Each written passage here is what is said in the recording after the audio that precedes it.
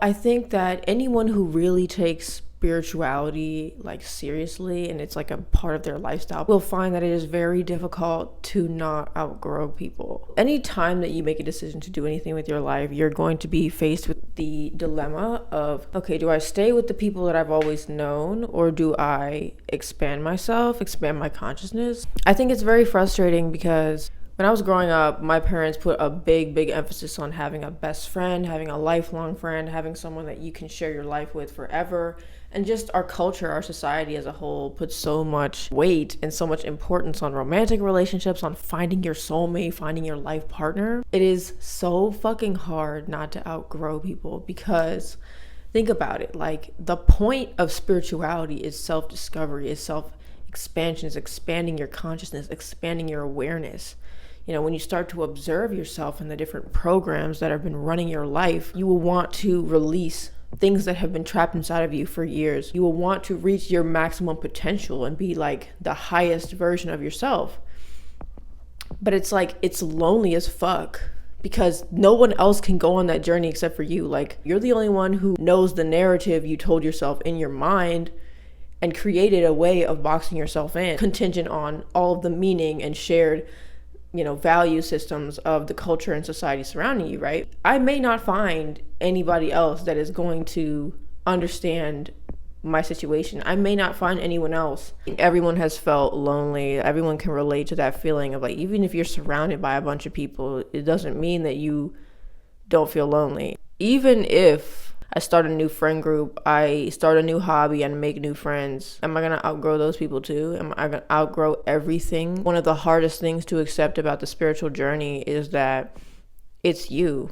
It's all about you. It's all about discovering you.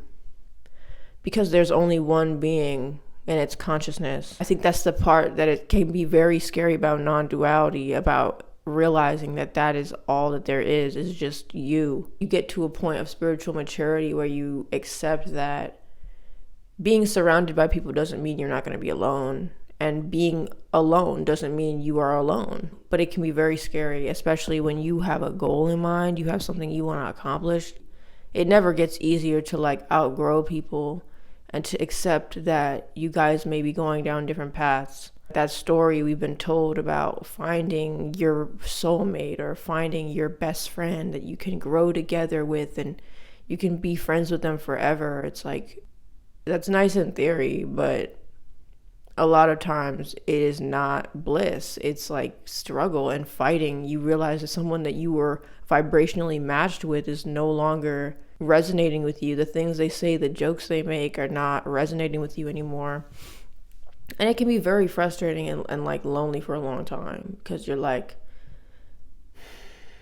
my entire life I have to leave everything behind. Like, you have to leave everything behind. You're leaving it behind to pursue yourself, like to pursue peace, and that your peace and your happiness is the priority. The hardest part is knowing that you cannot, through your own spiritual work, help anyone else do spiritual work. You cannot manifest that somebody else discover what you've discovered for yourself. You have to let go. You cannot try to make them see something that was for you to see and not them, That has been the hardest shit for me, is realizing that no matter what good intentions I hold in my mind for somebody and how much I love somebody, I have to let them go and return them to the source from which they came. And that source decides what happens always.